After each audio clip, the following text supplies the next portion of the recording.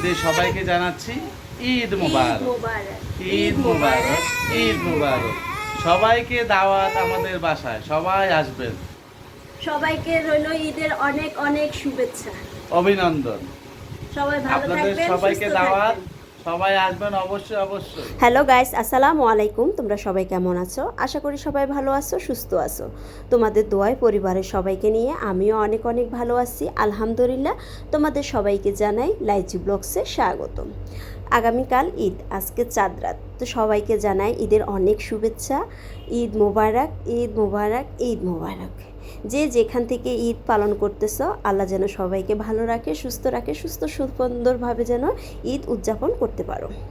চাঁদ রাতের দিন একটু টুকিটাকি রান্নাবান্না করতেছি, যেহেতু কালকে সকালে ঈদ, সবাই আসবে, আমরাও যাব, এই জন্য টুকিটাকি কিছু তৈরি করতেছি। এই রাতে অনেকেই অনেক কিছু তৈরি করেন, তা আমি বেশি কিছু করতে পারতেছি না।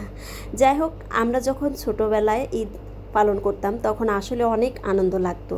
আর এখন দেশ গ্রামে এখনও আনন্দটা আছে, কিন্তু বাসা বাড়িতে এই জিনিসটা নেই। কারণ হচ্ছে বাসার মধ্যে থেকে ঘুমাই ঈদ পালন করতে হয়। আমরা ছোটোবেলা বাসায় সকালে ঘুম থেকে উঠে সবাই গোসল করতে চলে যেতাম। গোসল করে এসে নতুন জামা পরে সবাইয়ের ঘরে ঘরে গিয়ে সালাম করতাম, ঈদের সালামি নিতাম। এই জিনিসটা অনেক ভালো লাগতো, কিন্তু এখন না আর এই জিনিসটা হয় না তেমন একটা। তা আমার মেয়েও আমার মতো সেম একই, ওইও ছোটো সকালবেলা ঘুম থেকে উঠলো, সাজগোজ করে ব্যাগ নিয়ে নিছে, বলতেছে আমি সবাইকে সালাম করব, সবাই আমাকে সালামি দিবে। তো মেয়েটা আসলে আনন্দ করতেছে। ছোটোবেলার যে আনন্দটা বড় হলে সে আনন্দটা থাকে না। তো যাক, পরিবারের সবাইকে নিয়ে ঈদ পালন করতে পারছি, এটাই আল্লাহর দরবারে লক্ষ কোটি শুকরিয়া। সুন্দরভাবে যে 30টা রোজা পার করতে পারছি, জানি না সামনের বছর কে কোথায় থাকে। তো যারা দেশে গেছেন তারা যেন সুস্থ সফলভাবে আবার যার যার কর্মস্থলে ফিরে আসতে পারেন, এই কামনা করি। আর যারা প্রবাসে আছেন, আল্লাহ যেন সবাইকে সবসময় ভালো রাখে, সুস্থ রাখে। তো রান্নাবান্না বলতে বেশি কিছু করব না, শুধু আমি এখানে ডিমের পুটিন তৈরি করব, আর রসমালাই তৈরি করার জন্য আমি চানাগুলো মথে রেখে দিচ্ছি। আর আমি পায়েস রান্না করব সেমাই। এইগুলোই সারা রাত জেগে বসে বসে করতেছি। আবার এই পাকে মেহেদি লাগাই দিতে হবে। মেহেদি লাগাই দাও আম্মু, আমাকে মেহেদি লাগাই দাও, চাঁদ রাত কবে, শুধু ওর একটাই কথা। তো মেয়েকে মেহেদি লাগাই দিছি, আর একটা হাত বাকি রাখছি, বললাম যে তুমি তোমার দিদির কাছে যাও, তোমার দিদি তোমাকে সুন্দর করে মেহেদি লাগাই দিবে। আসলে ঈদের আনন্দতে এগুলা, নতুন জামা পরবো, সবার কাছ থেকে সালামি নিব, মেহেদি লাগাবো, এইগুলোই তো আনন্দ। আর সারা রাত জেগে থেকে সবাই গল্প করে, মেহেদি লাগানো নিয়ে ব্যস্ত থাকে, খুবই ভালো লাগে জিনিসগুলা।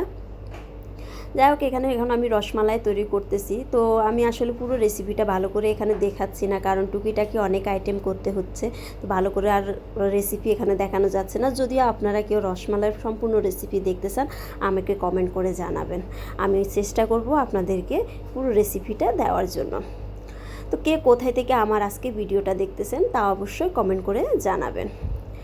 আর আমরা তো ধরেন ঈদের আগের দিন থেকে একদম ঈদের দিন পর্যন্ত কি করছি না করছি ওইটা তুলে ধরতে একটু একটু করতে করতে ভিডিওটা অনেকটাই বড় হয়ে গেছে। যাই হোক, কথা বলতে বলতে আমার রসমালাইগুলো একদম তৈরি হয়ে গেছে। তো আমি এখন মিষ্টি করে নিতেছি, আর এটা সাইজটা ছোটো করে নিতে হবে, কারণ বেশি বড় করতে গেলে যেহেতু রসমালাই বেশি বড় হয়ে যাবে। তো সবগুলো আমি এখানে তৈরি করে নিতেছি। আর আপনারা সবাই কিভাবে ঈদ কাটলেন, কে কোথায় ঘুরতে গেলেন, আমরাও আশা করতেছি যাব, চিন্তা করতেছি কোথায় যাওয়া যায়। আর ঈদের সময় ঘুরবো না তা তো হয় না। তো সবাই আমাদের জন্য দোয়া করবেন, আমরা যেখানে যাই যেন সুস্থ সফলভাবে আবার বাসায় এসে পৌঁছতে পারি। রসমালাই তৈরি হয়ে গেছে, এখন মালাইটা তৈরি করব। মালাই তৈরি করার জন্য আমি শুধু এখানে দুধটাই ব্যবহার করতেছি, আর চিনি দিয়ে দিছি 1.5 কাপ পরিমাণ। এগুলো দিয়ে এখন আমি মালাই তৈরি করব। আর এই পাশ দিয়ে আমি 1 কাপ চিনি দিয়ে আর 3 কাপ পানি দিয়ে শিরাটা তৈরি করতেছি, এর মধ্যে মিষ্টিটা ছেড়ে দেব। আমার মেয়ে একদম সবার সাথে দেখা করতে, তার ফুফুদের বাসায় চলে গেছে, তার বড় আম্মুর সাথে দেখা করতে চলে গেছে, আর সাথে করে একটা ব্যাগ নিয়ে গেছে। ছোটো মেয়েটাও একটা ব্যাগ নিয়ে আসে, যে ওইও সবার সাথে দেখা করবে, ঈদের সালামি নেবে। আসলে ও ঈদের সালামি কি ও তো বুঝে না, কিন্তু ও একটা ব্যাগ নিচ্ছে, ওর বোনের জন্য আনছি ব্যাগ, হাত ঘুরে আনছি, কিন্তু ও ওয়াফাকে দিবে না, ও আজিপে নিয়ে নিছে ওর কাছ থেকে। তো এখন বড় বোনে একটা ব্যাগ নিছে দেখে এখন ছোটো বোনও নিছে, সবার ঘরে ঘরে ব্যাগ নিয়ে হাঁটতেছি, ঈদের সালামি দিবে। আসলে এই জিনিসটা খুবই ভালো লাগে। টাকাটা মেন না, কিন্তু সালামি নিব, এটাই একটা মানে ঈদের আনন্দ আর কি। তো যাই হোক, আসলে টুকিটাকি করতে করতে ভিডিওটা অনেকটাই বড় হয়ে গেছে। সবাই ধৈর্য সহকারে ভিডিওটা দেখবেন। আর যারা নতুন আমার ভিডিও দেখতেছেন, এখনও আমার চ্যানেলটি সাবস্ক্রাইব করেনি, তারা প্লিজ আমার চ্যানেলটা সাবস্ক্রাইব করে পাশে থাকা বেল বাটনটি অন করে দেবেন, যেন পরবর্তীতে আমি কোনো ভিডিও দিলে আপনাদের কাছে নোটিফিকেশন চলে যায়। আর যারা আমার ফেসবুক পেজ থেকে দেখতেছেন, তারা অবশ্যই আমার ফেসবুক পেজটা ফলো দিয়ে রাখবেন। আমি নতুন পেজ খুলছি, আপনারা যদি আমাকে সাপোর্ট না করেন, আমি আসলে সামনের দিকে এগিয়ে যেতে পারবো না।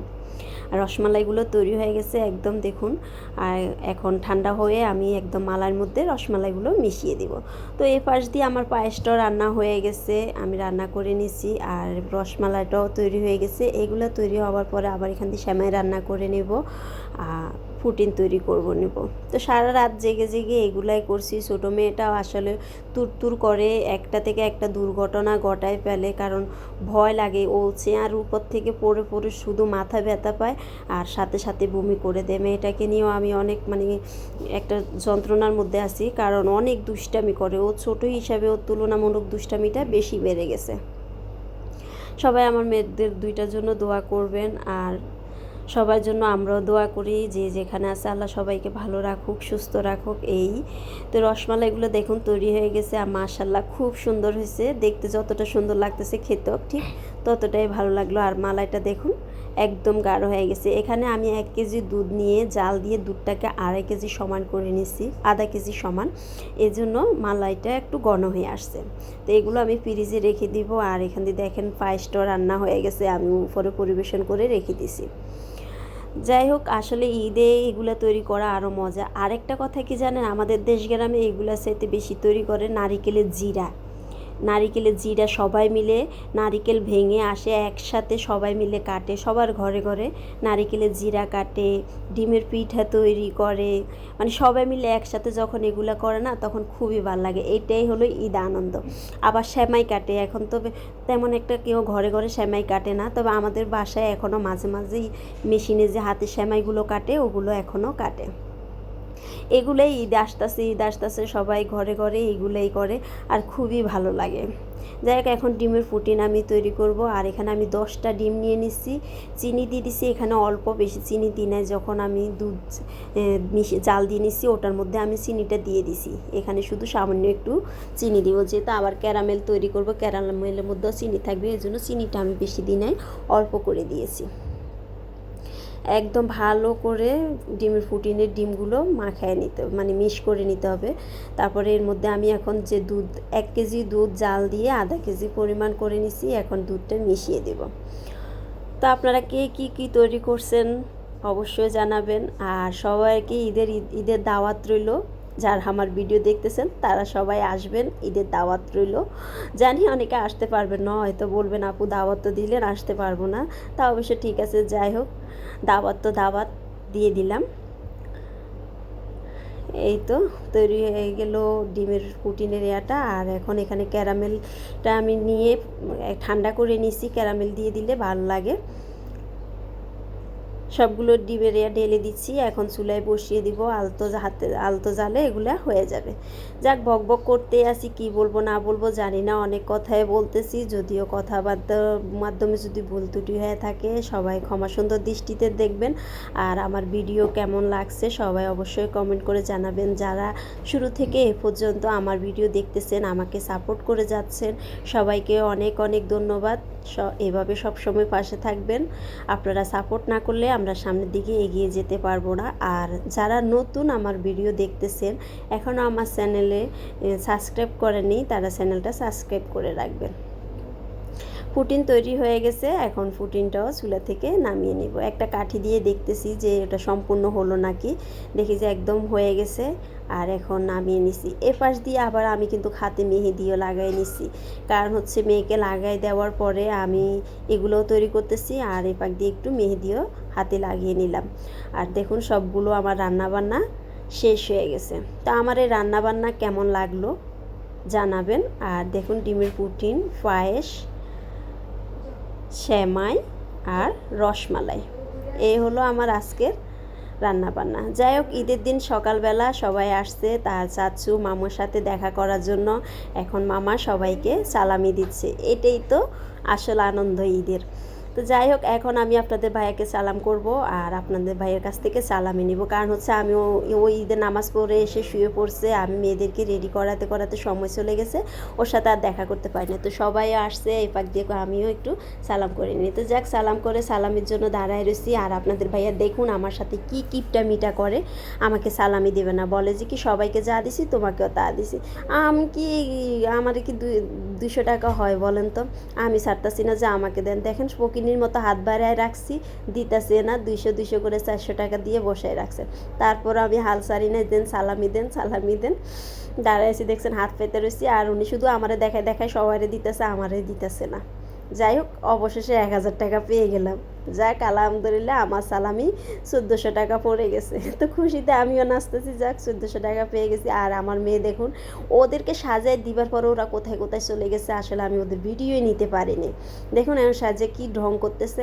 আর আমি আসছি উপরে সবার সাথে দেখা করতে। আর আমার বাসুরটা আসলে অসুস্থ, উনি জ্বর শুয়ে আছে, তো আমরা ওনাদের সাথে দেখা করতে আসছি। আসার পরে আমাদের বড় আপু আমাদেরকে সালামি দিতেছে, সবাইকে 200 টাকা 100 টাকা করে করে দিছে, আমাকে দিছে 500 টাকা। যাই হোক, অনেক টাকায় সালামি পেয়ে গেলাম, এই খুবই ভালো লাগলো। অবশেষে আমিও 2000 টাকা সালামি পেলাম, আমার বাচ্চারাও পেলো। তো সবাই ভালো থাকবেন, সুস্থ থাকবেন, সবসময় আমাদের পাশে থাকবেন। সবাইকে আজকের মতো এখানে বিদায় নিয়ে যায়।